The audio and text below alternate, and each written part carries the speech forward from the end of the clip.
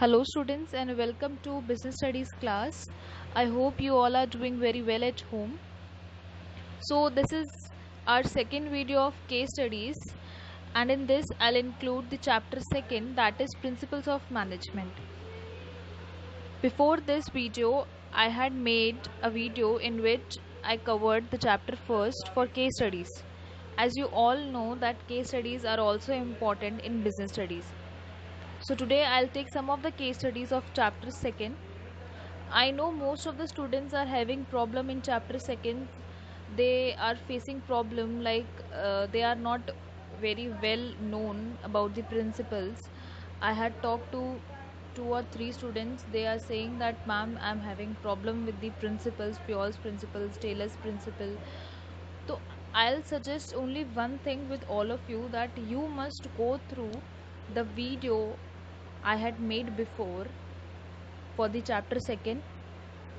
Plus you all should make a flow chart, make a diagram for the Fayol and Taylor's principle. आपको एक chart बनाना चाहिए आपकी copy के अंदर, जिसके अंदर फ्योल के जो प्रिंसिपल हैं, आप जो फ्योल के प्रिंसिपल्स हैं आपने वो लिख दिए नंबर वाइज उसमें. तो आप जब भी उसको रीड आउट करेंगे या उसको रिवाइज करेंगे तो वो आपके लिए इजी हो जाएगा. आपको पता रहेगा कि ये फ्योल के प्रिंसिपल्स हैं, ये टेलर के प्रिंसिपल्स हैं. आई नो उसके अंदर जो उसके डिस्क्रिप्शन है वो इतने सारे प्रिंसिपल्स हैं, तो आप लोगों को थोड़ी प्रॉब्लम आ रही है. You all are facing problem, you are having trouble like ma'am हमें ये वाला टॉपिक नहीं समझ में आ रहा है, या इसका मीनिंग क्या है ये नहीं आ रहा है.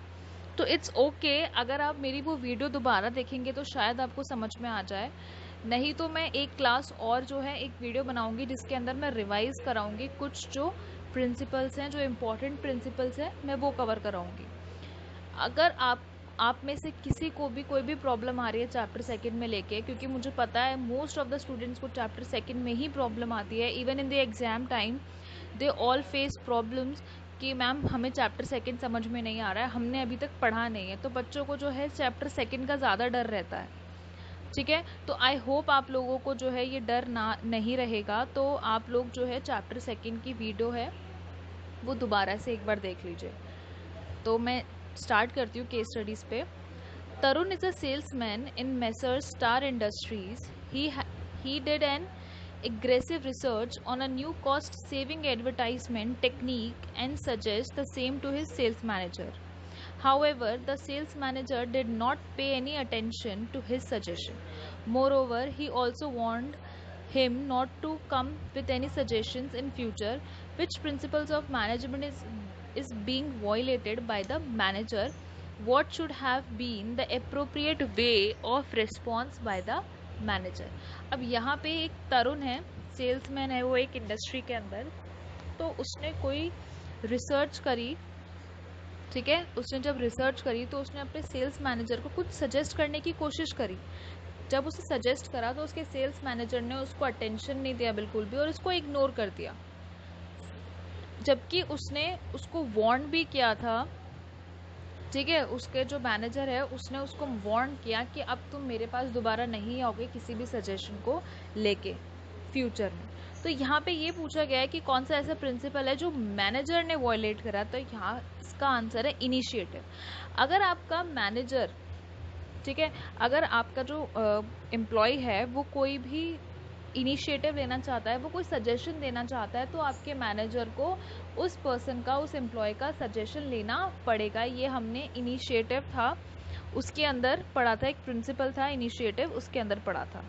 ठीक है, तो यहाँ पे ये प्रिंसिपल बोल रहा है कि अगर आपका एम्प्लॉय कोई भी इनिशिएटिव ले रहा है, कोई सजेशन ले रहा है, तो मैनेजर को उसका सजेशन सुनना चाहिए. इससे क्या होता है, जो आपका एम्प्लॉय है वो मोटिवेटेड फील करता है. ठीक है. Next case study. An employee working in a factory must not waste time in search of raw material or tools, and he should know the place where his superior will be available in case of any need. Which principle of Fayol is being highlighted in the given statement? State any two adverse consequences of not following the given principle. अब यहाँ पे क्या बोला गया है कि एक employ की जो फैक्ट्री के अंदर होती है वो फिक्स होती है. रॉ मटेरियल हो या टूल्स हो, ताकि उस पर्टिकुलर पर्सन को इधर उधर भटकना ना पड़े। तो हमने ये वाले जो प्रिंसिपल था, ये फ्योल का जो प्रिंसिपल था, ये हमने पढ़ा था किस में? ऑर्डर में। तो जो प्रिंसिपल यहाँ पे बताया गया है फ्योल का, वो है ऑर्डर। ऑर्डर में ये बोला गया था कि अगर एक पर्सन या कोई भी थिंग अगर एक प्लेस पे रखी रहेगी, एक पर्टिकुलर प्लेस पे रखी रहेगी, तो किसी भी पर्सन को उस चीज़ को ढूंढने में प्रॉब्लम नहीं आएगी। मान लीजिए एक मैनेजर है, मैनेजर का एक कैबिन है एक ऑर्गेनाइजेशन के अंदर, तो अगर किसी भी एम्प्लॉय को कोई प्रॉब्लम है तो वो डायरेक्टली कहाँ जाएगा? मैनेजर के कैबिन में जाएगा, क्योंकि उसे पता है कि मैनेजर उसे वहीं मिलेगा। तो अगर ऐसे ही हर चीज़ की जो प्लेस है वो फिक्स रहेगी, तो एम्प्लॉयज़ को प्रॉब्लम नहीं आएगी उस चीज़ों को ढूंढने में। ऐसे ही सेम आप अपने घर का एग्जांपल ले लीजिए। आपकी जो मदर है वो बहुत अच्छे से इस घर को जो मैनेज करके रखती हैं, तो अगर आपको कोई भी चीज़, कोई भी सामान चाहिए होता है, तो आपको वो एक पर्टिकुलर प्लेस पे मिल जाता है, और प्लस आपका टाइम भी वेस्ट नहीं होता। जैसे हमारे घर में जो चीज़ें होती है, जैसे कुछ स्क्रू ड्राइवर्स हो गए या कुछ ये पेचकस वगैरह होता है, ठीक है, ये सारी जो स्क्रूज़ की चीज़ें होती है, ये हमारी मम्मियाँ एक जगह पे रखती है कि हाँ, हमें अगर बाई चांस कभी ज़रूरत पड़ रही है उस चीज़ की, तो हमें वो पर्टिकुलर प्लेस पे मिल जाता है। तो यहाँ पे भी यही सेम चीज़ बोली गई है फ्योल ने, कि अगर एक पर्सन का या एक कोई भी एक चीज़ है, एक थिंग है, अगर उसकी प्लेस फिक्स रहेगी, तो किसी को भी प्रॉब्लम नहीं आएगी उस चीज़ को ढूंढने में। ठीक है। Next, Raman, a purchase manager of a company, has to purchase 55 tons of raw material. He purchased the raw material from a firm owned by his relative at a rate more than the market price. Which management principle is being violated? What should have been the appropriate course of action by Raman? तो यहाँ पे ये बोला गया है कि एक manager था, ठीक है, रमन नाम का, उसने क्या करा, उसने 55 टन उसको रॉ मटेरियल जो था वो परचेज़ करना था। तो उसने वो परचेज़ कहाँ से करा? उसने वो परचेज़ करा अपने रिलेटिव के यहाँ से। ठीक है, अब उसने रिलेटिव के यहाँ से परचेज़ करा, तो क्या प्रॉब्लम आई कि उसने मार्केट प्राइस से ज़्यादा प्राइस में परचेज़ कर लिया। जैसे मान लीजिए मार्केट की प्राइस थी 100 रुपीज़ पर टन, ठीक है, मान लेते हैं 100 रुपीज़ पर टन मार्केट की प्राइस थी, पर उसने जब अपने रिलेटिव से परचेज़ करी तो रिलेटिव ने उसको दिए 120 रुपीज़ पर टन के हिसाब से उसने उसको दिए। तो यहाँ पे 20 रुपये ज़्यादा हो गए। मार्केट में क्या प्राइस है? 100, और उसने अपने रिलेटिव से कितने परचेज़ कर लिया? 120।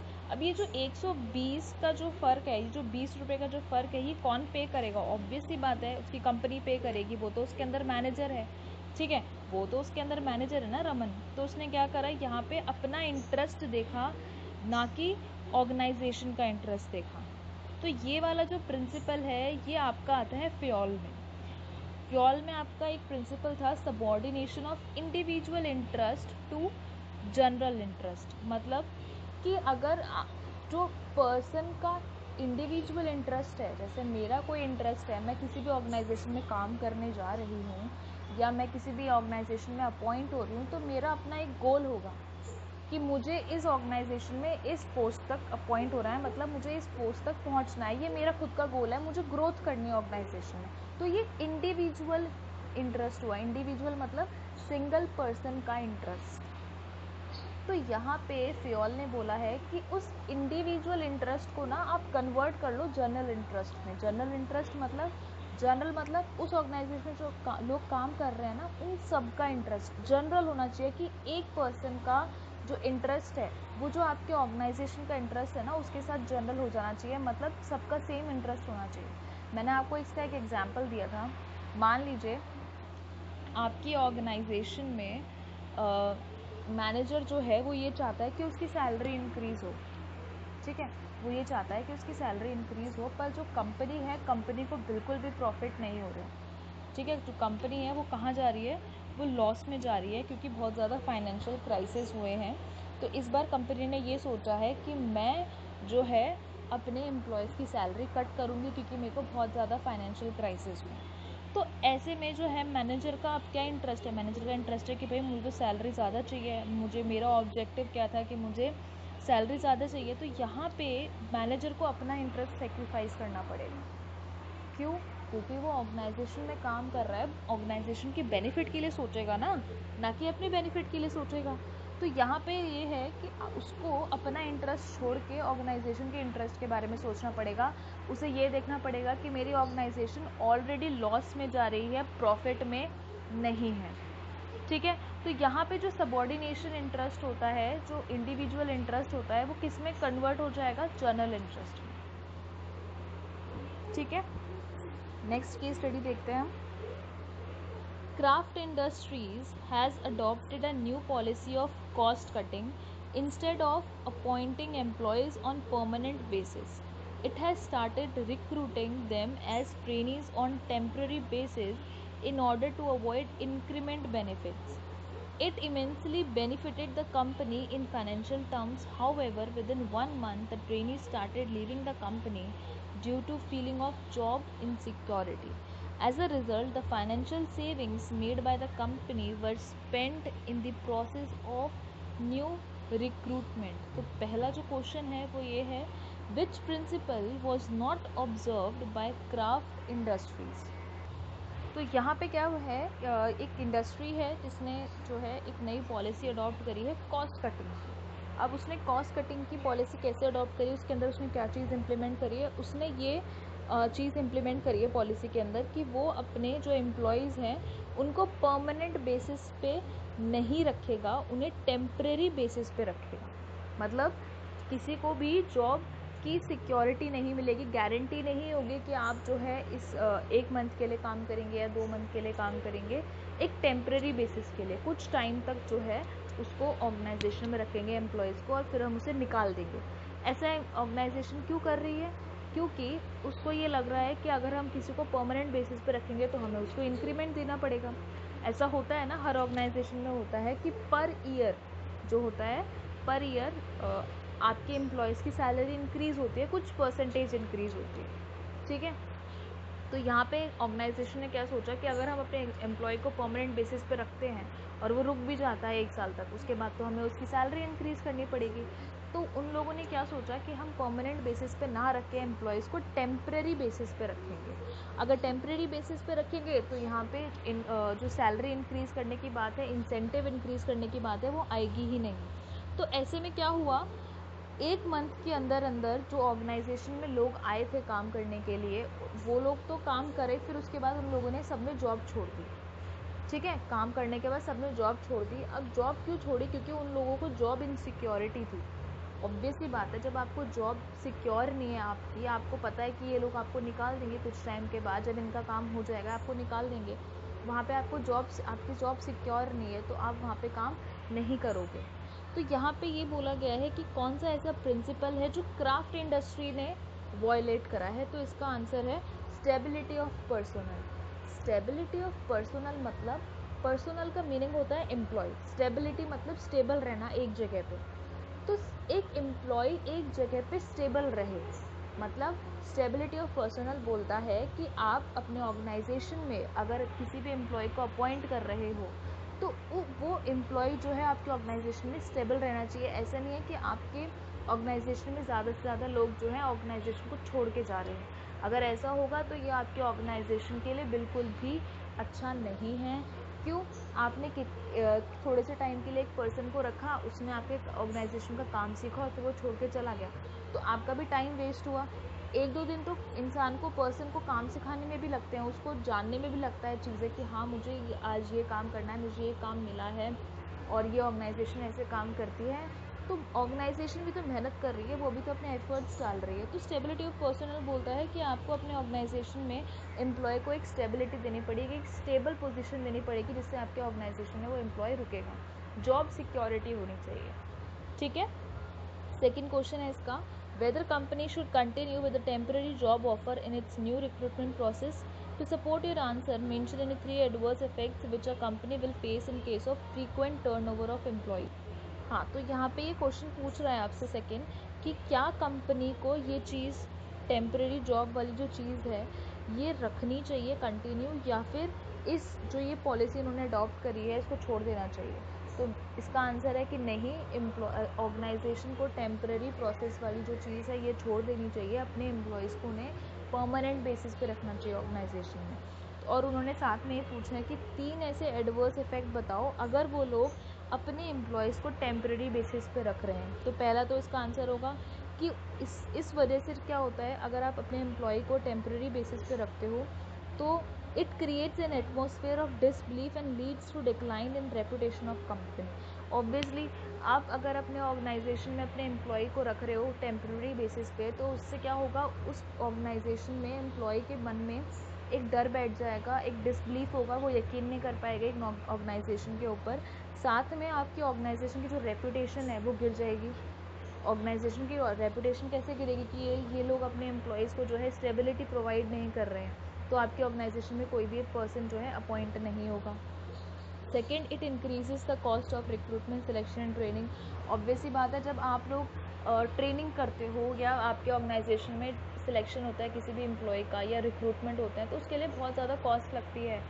आपने एक मैनेजर हायर करा जो आपके लिए रिक्रूट कर रहा है, तो रिक्रूटमेंट के लिए बहुत ज़्यादा प्रोसेस होते हैं, तो प्रोसेस में इन सारी चीज़ों में बहुत ज़्यादा कॉस्ट लगती है। अब आप हर महीने थोड़ी ये कॉस्ट को लेके बैठे रहोगे। आप क्या कर रहे हो, आप तो टेम्परेरी बेसिस पे लोगों को अपॉइंट करो। जब टेम्परेरी बेसिस पे करोगे, इसका मतलब हर महीने, हर 2-3 महीने में आपको क्या करना पड़ रहा है, रिक्रूटमेंट करना पड़ रहा है। इसकी वजह से क्या होगा, कॉस्ट ज़्यादा लगेगी, तो ये चीज़ भी हमारे ऑर्गेनाइजेशन के लिए अच्छी नहीं है। थर्ड है, it leads to wastage of considerable time in learning new job. अब क्या होगा, जो नया पर्सन आएगा वो, उसके लिए तो नई जॉब है, वो तो टाइम लेगा सीखने में, आपका भी टाइम लगा, उस पर्सन का भी टाइम लगा, फिर उसके बाद वो काम छोड़ के चला गया। तो ये जो चीज़ें होती है ये ऑर्गेनाइजेशन के लिए अच्छी नहीं होती। तो यहाँ आज हमने जो है 4 केस स्टडीज़ देखी चैप्टर 2 की। ऐसे तो इस चैप्टर के अंदर बहुत सारी केस स्टडीज़ हैं जो कवर होनी है, पर ये कुछ एक केस स्टडी थी जिसकी वजह से आपके शायद कुछ 1-2 कॉन्सेप्ट्स भी क्लियर हुए होंगे। आई होप आपको आज की वीडियो समझ में आई होगी। अगर किसी को भी कोई भी प्रॉब्लम आ रही है, again I am saying the same thing which I said in every video, whatever I recorded before, I'm saying the same, that you all have a privilege, you all should feel free. If you have any kind of problem in business studies, you all are free to ask. Okay, you all have my WhatsApp number, you can message me there. And this is important that you should focus on your studies. ये जो time आपको मिला है, ये time आपको दोबारा नहीं मिलेगा, तो ये जो टाइम है आप अच्छे से यूटिलाइज़ करो, utilise it fully. You all are sitting at home, you all are free, you don't have anything else except studies. So it is my advice that you should study at home with proper concentration and focus. आपको घर में कोई disturb करने वाला नहीं है। आप अपना एक शेड्यूल बनाओ, एक स्ट्रैटेजी बनाओ कि मुझे इस टाइम तक ये सब्जेक्ट पढ़ना है, और आपको आपकी सारी वीडियोस जो है वो देखनी है, क्योंकि हम लोग जो एफर्ट्स कर रहे हैं वीडियोस बनाने में, that all efforts is all because of you, we are doing that because of you.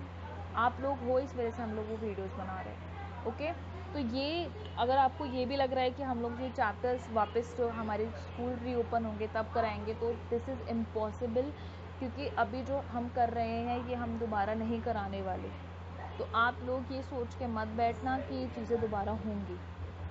ठीक है, थैंक यू सो मच।